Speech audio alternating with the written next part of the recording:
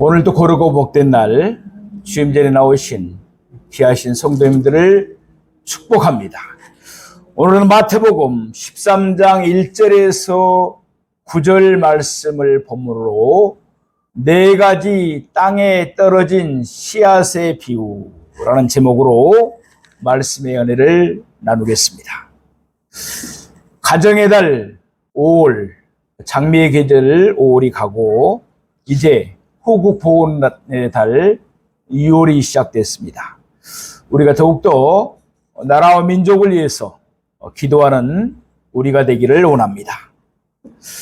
우리가 오늘 상고해 보고자 하는 흔히 씨 뿌리는 비유, 씨 뿌리는 자의 비유라는 말하는 이 말씀은 예수님의 비유의 말씀 가운데 가장 많이 우리가 보고 있고 또 알고 있는 유명한 말씀입니다. 우선 예수님이 어떠한 배경에서 이 비유의 말씀을 주셨는지 우리가 상고해 볼 필요가 있습니다. 우리가 잘 아는 대로 신약 성경 속에는 몇 개의 복음서가 있습니까? 4개의 복음서가 있습니다. 마태복음이 있습니다. 마가복음이 있습니다. 누가복음이 있습니다. 그리고 요한복음 4개의 복음서가 있습니다. 이 복음서들은 모두가 예수님의 일생을 다루고 있지만 각 복음서마다 나름대로의 특징이 있습니다. 보는 관점이 다릅니다. 예컨대 마태복음은 예수님을 왕으로 묘사하고 있습니다. 반대로 마가복음은 예수님을 섬기는 종으로 묘사하고 있습니다. 마가복음은 4복음서 중에 제일 짧습니다. 예수님은 잠시도 쉬지 않으시고 부지런히 우리를 섬기는 종으로 일하는 모습이 부각되고 있습니다. 반면에 누가복음은 예수님의 인자하심, 인자되심, 곧 하나님의 아들이심을 묘사하면서 예수님은 우리와 똑같은 인성을 가지신 분임을 표현하고 있습니다. 반면에 복음서의 마지막 책인 요한복음은 예수님을 하나님의 아들로서 신성을 가지신 분임을 강조하고 있습니다. 오늘 본문이 기록되어 있는 마태복음은 예수님을 앙으로 묘사하고 있다고 말씀드렸습니다. 우리가 마태복음을 상고해 보면 이 사실을 이해할 수가 있습니다. 마태복음 1장은 예수님의 족보를 통해서 예수님이 앙되심을 밝히고 있습니다. 마태복음 우리가 보고 있으니까 1장 1절 말씀을 보시겠습니다. 아브라함과 다윗의 자손 예수 그리스도의 세계라. 여기서 세계라는 말은 족보라는 뜻입니다. 우리도 우리 성씨마다 족보들이 있죠.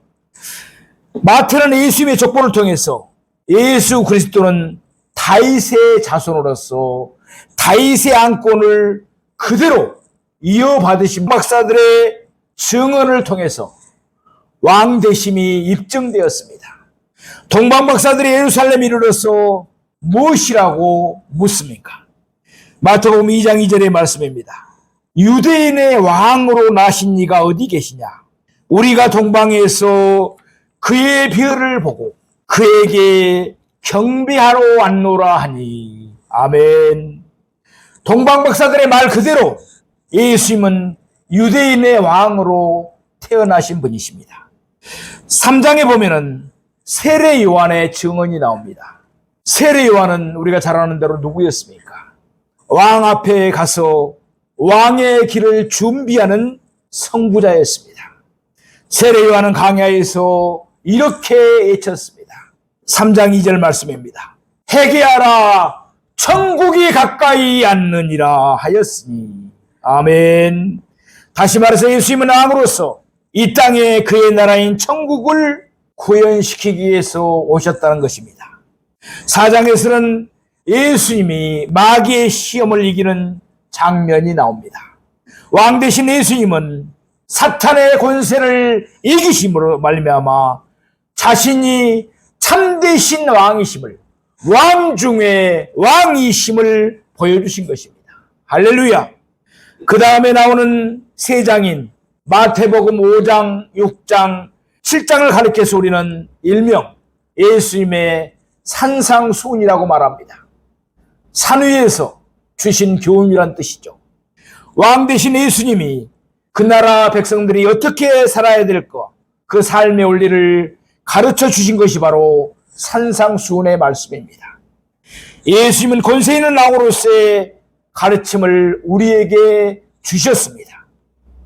그 뒤에 나오는 세 장, 8장, 9장, 10장에 보면은 예수님이 이 땅에 행하신 많은 기적들이 나오고 있습니다. 예수님은 각종 병든 자들을 치유해 주셨습니다. 죽은 자도 살리셨습니다. 귀신들을 쫓아내 주셨습니다. 바람과 바다도 잔잔케 하셨습니다. 말하자면 예수님은 자신이 가지고 있는 초자연적인 능력을 통해서 왕되심을 증명해 보이신 것입니다. 그런데 11장에 들어서면서부터는 분위기가 달라집니다. 틀림없이 예수님은 자신의 가르치심과 베푸신 능력을 통해서 왕되심을 보여주셨는데도 사람들 가운데는 왕되신 예수님을 영접하지 않는 사람들이 있었습니다. 오히려 예수님을 배척하는 사람들이 있었습니다. 결국 예수님은 그들을 향하여 단호하게 책망하셨습니다. 마태복음 11장 21절에서 23절의 말씀입니다. 하이슬진저 고라시나, 하이슬진저 벳세다야, 너희에게 행한 모든 권능을 두로와 시돈에서 행하였더라면 그들이 벌써 베옷을 입고 제에 앉아 회개하였으리라. 내가 너희에게 이르노니 심판날에 두로와 시돈이 너희보다 견디기 쉬우리라. 가버나마 내가 하늘에까지 높아지겠느냐, 음부에까지 낮아지리라. 내게 행한 모든 권능을 소돔에서 행하였더라면 그 성이 오늘까지 있었으리라 라고 말씀합니다. 왕 대신 예수님을 영접하지 않는 사람들을 예수님은 단호하게 책망하신 것입니다. 그러나 예수님은 심판 속에서도 긍휼을 잃지 않으셨습니다.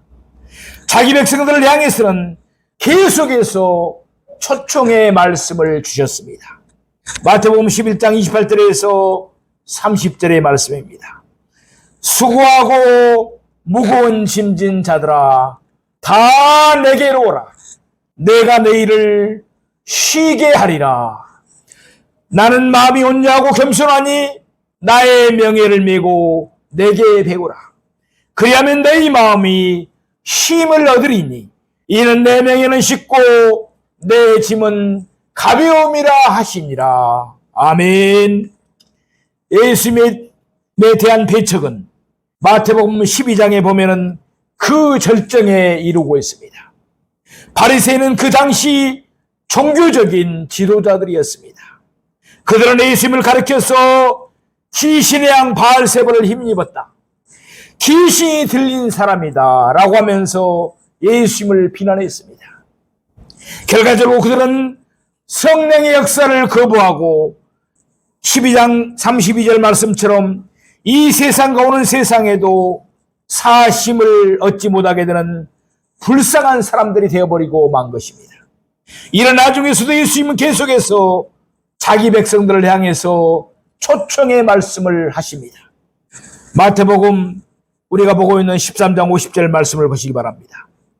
누구든지 하늘에 계신 내 아버지의 뜻대로 하는 자는 내 형제요 자매요 어머니라 하시더라. 아멘. 사랑하시는 여러분, 하늘에 계신 하나님의 뜻이 무엇입니까? 변화선상에서 구름에 둘러싸인 세 제자들을 향해서 하나님은 무엇이라고 말씀하셨습니까? 마태복음 17장 5절 말씀입니다. 이는 내 사랑하는 아들이요 내 기뻐하는 자니 너희는 그의 말을 들을지니라 하시는지라. 아멘. 왕 대신 예수님을 영접하고 왕 대신 예수님의 말씀을 듣고 순종하는 것이 곧 하나님의 뜻이라는 것입니다. 그러면 여기서 우리는 이와 같은 의문이 한 가지 생길 수가 있습니다.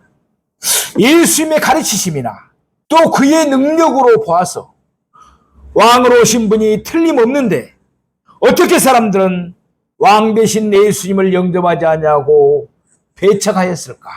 그런 의문이 들 수가 있습니다. 이 질문에 대한 해답을 주시기 위해서 예수님은 마태복음 13장에서 여러 가지 비유들을 통해서 말씀하고 계십니다. 오늘 우리는 그 가운데 첫 번째인 4가지 땅에 떨어진 씨의 비유를 통해서 잠시 상고해 보고자 합니다. 그 내용은 우리가 잘 알고 있습니다. 또 13장 18절 23절에서 예수님은 친히 4가지 땅에 떨어진 비유에 대해서 자세히 설명해 주셨습니다. 이 비유를 통해서 우리가 꼭 깨달아야 할 교훈들을 몇 가지 상고해 보면서 함께 은혜 나누기를 원합니다. 첫 번째, 씨 뿌리는 자에 대해서 상고해 봅니다. 씨 뿌리는 자. 씨를 뿌리는 사람이 밭에 나가서 씨를 뿌립니다. 그런데 지금 우리나라의 논이나 밭을 봐도 경지 정리가 돼서 아주 잘 돼 있는 것을 우리가 볼 수 있습니다. 그런데 옛날에는 그렇지 않았죠. 다랑이 논이고 다랑이 밭이었어요. 네. 계단식으로 이렇게 돼 있기도 하고. 이스라엘 땅도 그랬습니다. 그러니까 농부들이 나가서 씨를 뿌립니다. 그러면 어떤 씨는 길가에 떨어지기도 합니다. 또 어떤 씨는 돌밭에 떨어지기도 합니다. 어떤 씨는 가시떨기에 떨어지는 곳도 있었습니다. 그러나 대부분 또 어떤 씨들은 좋은 땅에 떨어졌습니다. 여러분, 예수님이 이 비유를 통해서 말씀하시는 바가 무엇일까요? 우리가 나아가 예수님의 뒤를 따라 복음의 씨를 뿌릴 때 이런저런 사람들이 많이 있을 것이라는 것입니다. 길가처럼 마음의 문을 닫아버리고 아예 복음을 듣지 않으려고 하는 사람들이 있을 것입니다. 그렇죠. 우리가 복음지를 들고 나갔을 때 복음의 말씀을 전할 때 길을 닫아버려요. 나는 전혀 관계가 없다. 이런 사람이 분명히 있습니다.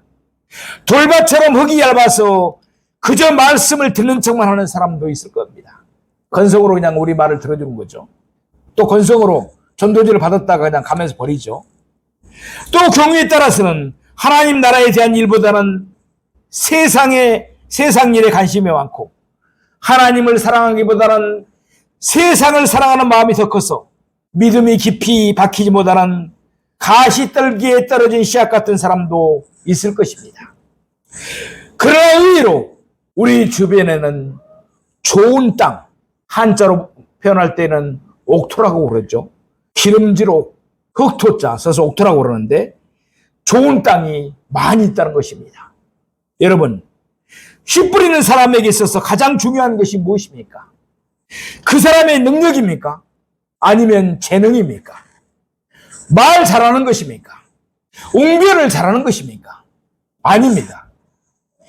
씨 뿌리는 사람은 그저 뿌리기만 하면 되는 것입니다. 아멘. 그저 뿌리기만 하면 돼요. 이런 사람 저런 사람 때문에 낙심하지 말고 부지런히 나아가서 뿌리기만 하면 되는 것입니다. 그것이 우리의 책임이라는 것을 신비에 새기시기 바랍니다. 우리는 뿌릴 책임만 있는 것입니다. 예컨대 어린아이가 농부인 아버지의 뒤를 따라 밭에 나가서 씨를 뿌린다고 하면 가정해 봅시다.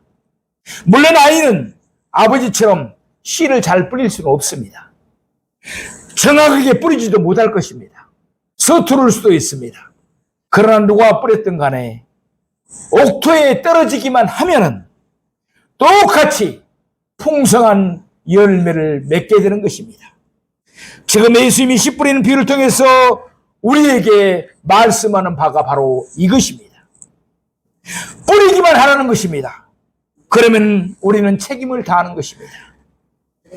우리 주변엔 의외로 좋은 땅, 옥토가 많습니다. 복음이 필요한 사람이 많다는 것이에요. 비록 서툴고 정확하지 못한다 할지라도 그 말씀을 듣고서 옥토에 뿌려진 씨앗은 아름답게 싹을 트고 꽃을 우리는 말 주변이 없을 수도 있습니다. 남 앞에서 말을 하려면 부끄러움을 탈 수도 있습니다. 저는 젊은 청년 시절에 또 고등학교 다닐 때까지도 너무나 부끄러움을 많이 타는 사람이었습니다. 이 학생들 앞에 가면은 말 한 자리도 못합니다. 글을 쓰라면은 밤새도 원고를 쓰는데 그렇게 부끄러움을 타고 소심하고 말을 못하는 사람이었습니다. 그러나 사랑하시는 여러분, 그런 문제 때문에 두려워하거나 낙심하지 마십시오. 그저 우리가 할 일은 뭐예요? 나아가서 부지런히 씨앗을 뿌리기만 하면 된다는 것입니다. 주변에는 의외로 좋은 땅, 옥토가 많습니다. 우리가 뿌린 씨앗은 옥토에 뿌려질 때 100배, 60배, 30배 결실을 맺기 마련입니다.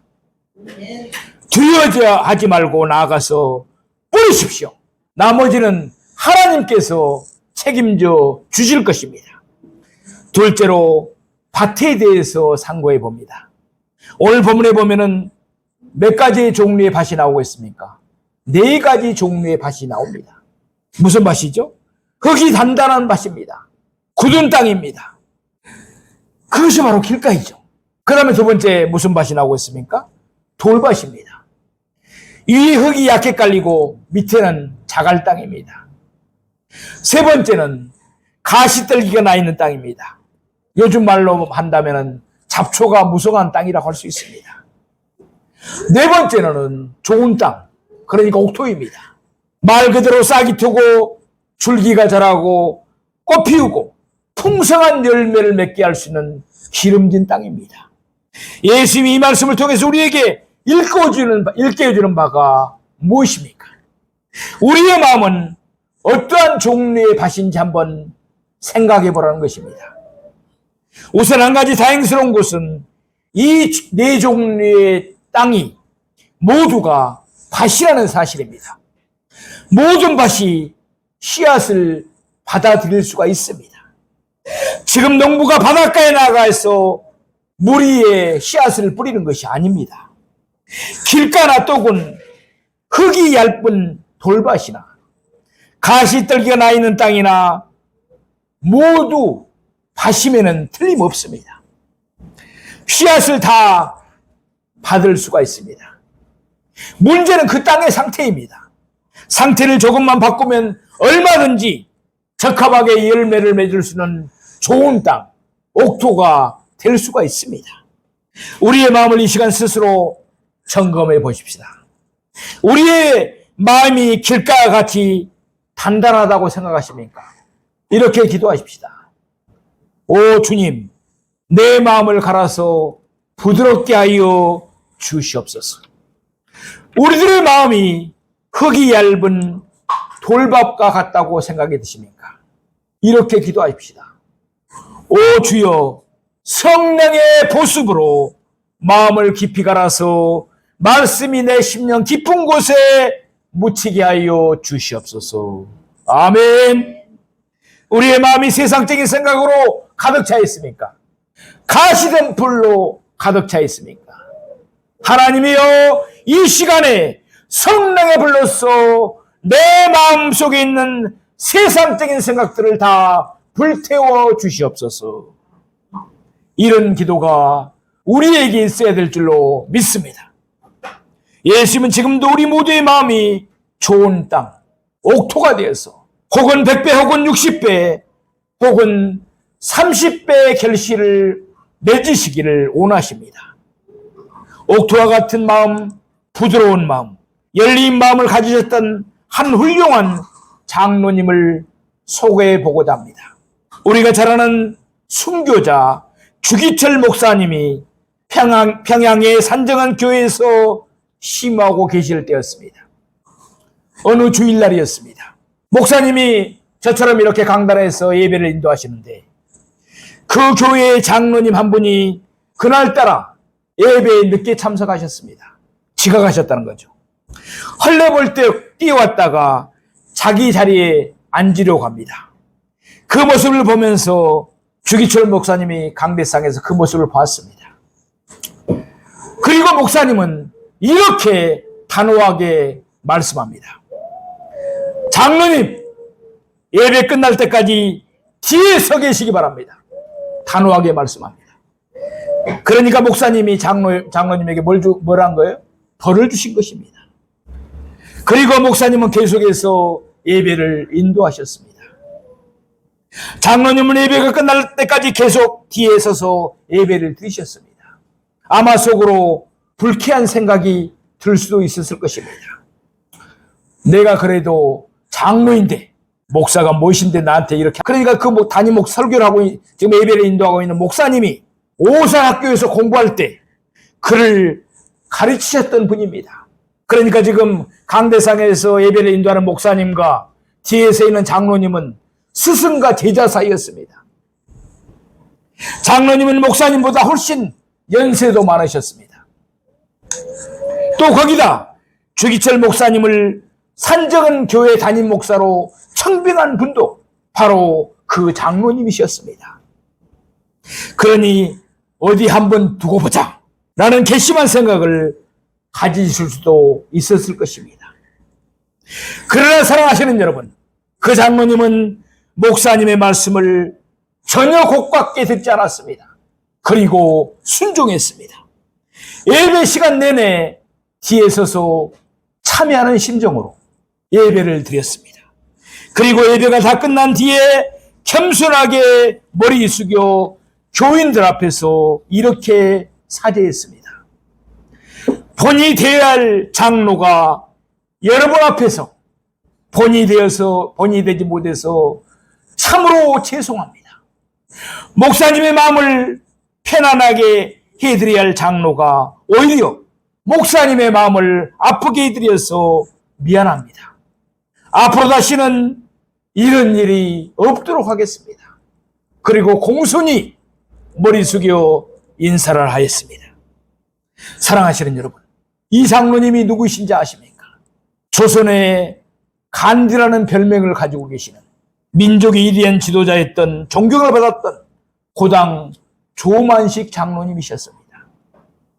만일 우리 교회에 그런 분들이 없겠지만 오늘 예배 늦게 들어오신 분에게 제가 그런 말을 했더라면 여러분은 어떠했을까요? 우리 교회는 그런 분들이 없고 순종했을 것입니다. 그러나 어떤 교회에서는 이럴 수도 있겠죠. 아마 다음 주부터는 이 교회에 나오지 않아야 되겠다. 교회가 이 교회만 있느냐? 이렇게 있을 수도 있었을 것입니다. 이런 장로님의 모습을 보면서 사람들이 그 장로님은 참으로 무능해. 사람이 참 저렇게 능력이 없을까? 이렇게 흉보았겠습니까? 아닐 것입니다. 오히려 장로님을 존경했을 것입니다. 민족의 지도자는 무엇인가 다르구나. 정말 훌륭하신 분이구나. 우리가 본받을 점이 많구나. 그분을 높이 평가했을 것입니다. 우리도 그와 같은 부드러운 마음, 열린 마음을 가져서 하나님의 말씀이 우리 마음속에 뿌려질 때 100배, 60배, 30배의 아름다운 풍성한 열매를 맺게 되기를 주님의 이름으로 축원합니다. 세 번째, 뿌려지는 씨앗에 대해서 상고해 보십시다. 씨를 뿌리는 자의 책임은 뭐라고 그랬습니까? 열심히 뿌리기만 하면 되는 것입니다. 그러나 밭은 옥토가 되어야 됩니다. 그러나 그 못지않게 중요한 것이 있습니다. 씨앗이 좋아야 합니다. 종자가 좋아야 한다는 것입니다. 예컨대 좋은 땅 옥토 위에 가시나무 씨앗을 뿌리면 어떻게 되겠습니까? 온통 밭 전체가 가시밭이 되고 맙니다. 가시로 뒤덮을 수밖에 없는 것이죠. 우리는 매일매일 뿌리는 삶을 살아갑니다. 생각으로도 뿌립니다. 또 말로도 뿌립니다. 행동으로도 심는 삶을 살아가고 있습니다. 물론 이 세상에 여러 종류의 씨앗이 있습니다. 그러나 영적으로 보면 단 두 종류의 씨앗밖에 없습니다. 갈라디아서 6장 8절 말씀을 우리가 잘 알고 있습니다. 자기 육체를 위하여 심는 자는 육체로부터 썩어질 것을 거두고 성령을 위하여 심는 자는 성령으로부터 영생을 거두리라. 아멘. 하나는 육체에 속한 씨앗입니다. 또 다른 하나는 성령에 속한 씨앗입니다. 우리가 무엇으로 심든지 그대로 거둘 수밖에 없습니다. 콩 심은데 콩이 나고 팥 심은데 팥이 날 수밖에 없습니다. 육체에 속한 씨앗을 심으면 썩어질 것, 냄새나는 것, 부패할 것밖에 못 거둡니다. 그러나 성령에 속한 씨앗을 심으면 우리가 영적인 것, 축복된 것, 영생할 수 있는 것을 거둘 수가 있게 되는 줄로 믿습니다. 물론 우리가 성령에 속한 씨앗을 심는 것, 육체의 씨앗을 죽이고 성령에 속한 씨앗을 심는다는 것은 결코 쉬운 일만은 아닙니다. 그러나 우리가 잘 아시는 시편 126편 5절에서 6절 말씀을 보십시다.